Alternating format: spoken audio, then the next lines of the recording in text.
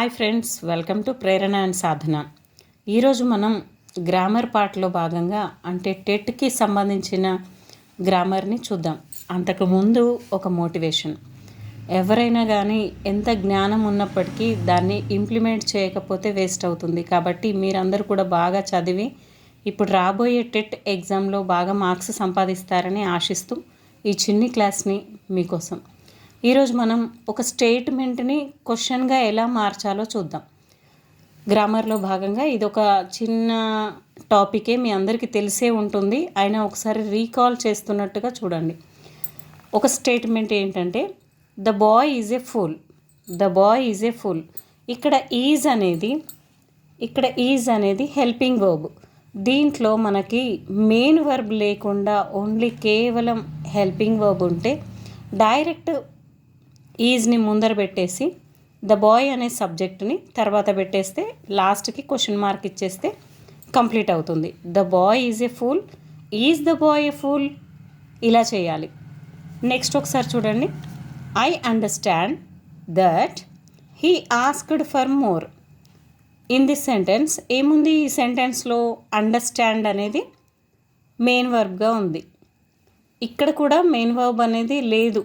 Is, am, are అలాంటివి ఉంటేనే మనం డైరెక్ట్గా దాన్ని తీసుకొస్తాం. కానీ ఇక్కడ అండర్స్టాండ్, ఐ అండర్స్టాండ్ అంటే దీంట్లో సింపుల్ ప్రెజెంట్ టెన్స్ అనేది ఉంది. ఈ సింపుల్ ప్రెజెంట్ టెన్స్కి ముందర మనం కంపల్సరీగా డూ అనేది యాడ్ చేస్తూ మిగతాదంతా యాజ్ ఇట్ ఈజ్గా రాసి క్వశ్చన్ మార్క్ యాడ్ చేస్తే సరిపోతుంది. I understand that he asked for more. Do I understand that he asked for more.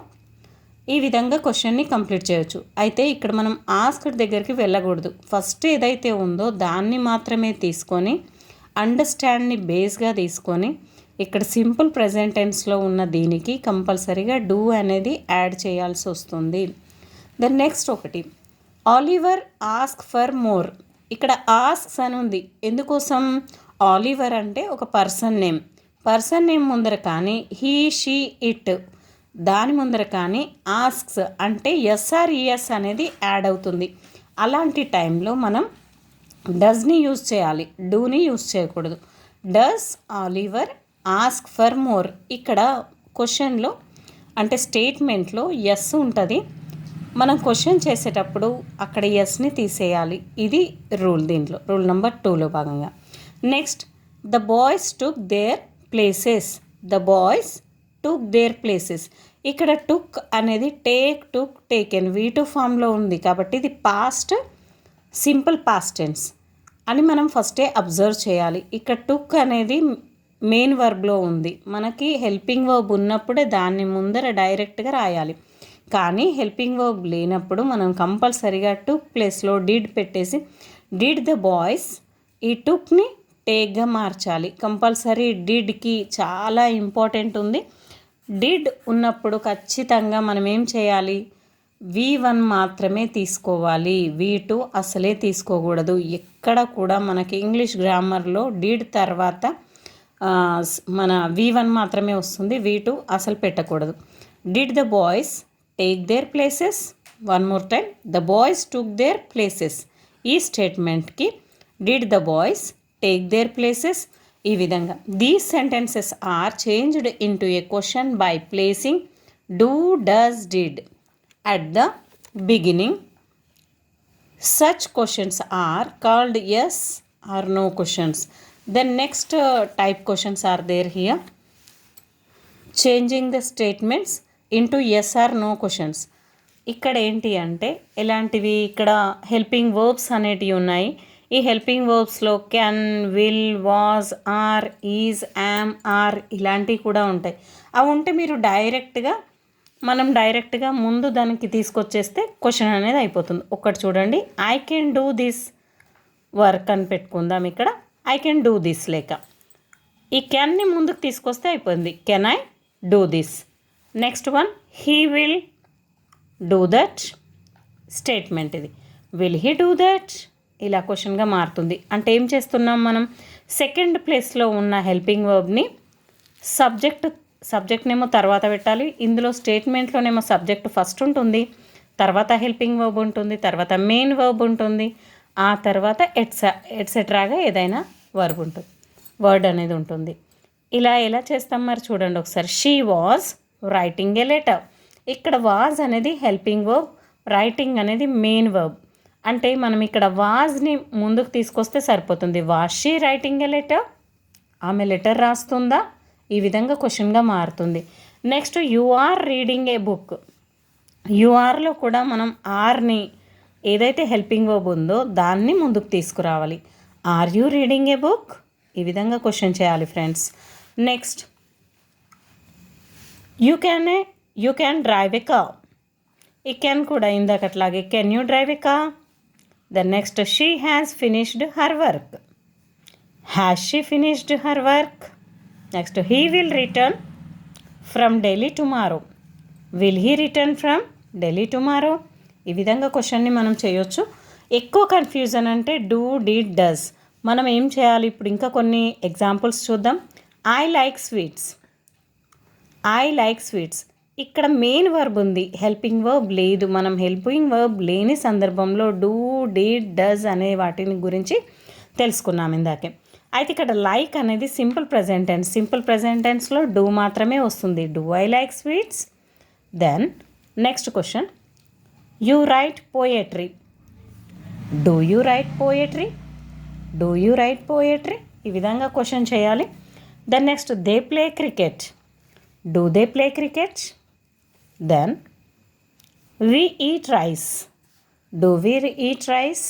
అంటే ఏంటి, మనం ఫస్ట్ స్టేట్మెంట్లో ఏ విధంగా వస్తుంది, క్వశ్చన్ లాగా ఐ లైక్ స్వీట్స్ అనేది ఇక్కడ మనకు క్వశ్చన్ పెట్టారు. యాక్చువల్గా ఇది క్వశ్చన్ మార్క్ ఉండకూడదు. ఇక్కడ ఆన్సర్ మాత్రమే, ఇది స్టేట్మెంట్ మాత్రమే. దీనికి మనం డూని ముందర పెట్టేస్తే మొత్తం యాజ్ ఇట్ ఈస్గా రాయడమే క్వశ్చన్ మార్క్గా మారుతుంది. Next he like sweets. He likes, ఇక్కడ ఇది అబ్జర్వ్ చేయాలా కంపల్సరీగా. లైక్స్ ఎస్ వచ్చింది కాబట్టి ఇక్కడ మనకు డస్ హీ లైక్ స్వీట్స్. మళ్ళీ ఇక్కడ ఎస్ రాకూడదు. ఆల్రెడీ డూ పక్కన ఈఎస్ వచ్చింది కాబట్టి లైక్కి మళ్ళీ ఎస్ అనేది యాడ్ చేయకుండా రాయాలి. Does he like sweets. Then she reads novels. ఇక్కడ కూడా ఎస్ అనేది వచ్చింది కదా. She reads novels. Does she read novels. This is the question. Then next statement, it eats grass. Does it eat grass. Does it eat grass. Then she sings songs. She sings songs. Does she sing songs. The next one, she goes to temple. Does she go to temple. ఇక్కడే మనం goes అనేది ఇక్కడ మనకి ఈఎస్లో ఉంది. ఇక్కడ మాత్రం ఖచ్చితంగా go మాత్రమే తీసుకోవాలి. గోస్ అని మళ్ళీ యూజ్ చేయకూడదు. ఆల్రెడీ డస్లో ఈఎస్ అనేది వాడాం కాబట్టి. Next one, he ate sweets. ఇక్కడ సింపుల్ ప్రెజెంట్ టెన్స్లో ఉంది. మనం ఖచ్చితంగా దీన్ని అబ్జర్వ్ చేయాలి. మెయిన్ వర్బ్ ఏ టెన్స్లో ఉందో చూస్తే డూ వస్తుందా, డిడ్ వస్తుందా, డస్ వస్తుందా అనేది మనకి చాలా బాగా అర్థమవుతుంది. He ate sweets. Did he eat sweets. Did తర్వాత ఇందాకే చెప్పాను కదా మీకు, డిడ్ తర్వాత ఖచ్చితంగా V1 మాత్రమే ఉండాలి. V2 అస్సలు రాయకూడదు. ఈట్కి ఏంటి, eat, ate, eaten. Eat, ate, eaten ఇవి ఖచ్చితంగా నేర్చుకోవాలి మనం. He went to a picture. Did he go to a picture అంటే గో అనే దానికి V1 ఏంటి, go, went, gone. Go, went, gone. Then next she drew a picture. ఇక్కడ కూడా డ్రూ అనేది ఏంటి, V2 కాబట్టి డిడ్ అనేది ఫస్ట్ వస్తుంది. Did she draw A picture. ఇక్కడ ఏంటి, ఈ డ్రా అనేది ఏంటి, V1లో మాత్రమే తీసుకోవాలి. డిడ్ తర్వాత ఎప్పుడు కూడా V2 అనేది రాకూడదు. ఆల్రెడీ డిడ్ అంటేనే V2 కాబట్టి. Next they paid the fees. Did they pay fees. ఇక్కడ పెయిడ్ అనేది కూడా V2 కాబట్టి ఇక్కడ V1గా మార్చాము. అదేవిధంగా ముందర డిడ్ అనేది యూజ్ చేస్తాం. ఇలా ఎన్నైనా మనం చేస్తూ వెళ్ళొచ్చు. Next the police arrested the thief. Did the police arrest the thief. ఒకవేళ ఇక్కడ ద పోలీస్ అరెస్ట్ అని ఉందనుకోండి, ఎస్ ఉందనుకోండి, అప్పుడు మనకు డస్ ద పోలీస్ అని వచ్చేది. అదేవిధంగా ఇంకా అరెస్టెడ్ అనేది వీటిలో ఉంది కాబట్టి మనకు డిడ్ అనేది వచ్చింది. ఈ విధంగా మీరు అబ్జర్వ్ చేస్తూ మిగతా ఎన్ని క్వశ్చన్స్ అయినా చేయొచ్చు ఫ్రెండ్స్.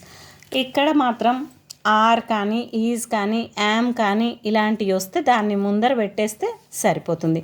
Thank you friends. ఈ క్లాస్ మీకు చాలా అర్థమయ్యే ఉంటుంది అనుకుంటున్నాను. ఇక్కడ కొన్ని క్వశ్చన్స్ మీరు అబ్జర్వ్ చేయండి. Thank you friends. Thank you everyone. Forward this channel and like, share, subscribe my channel. Thank you everyone.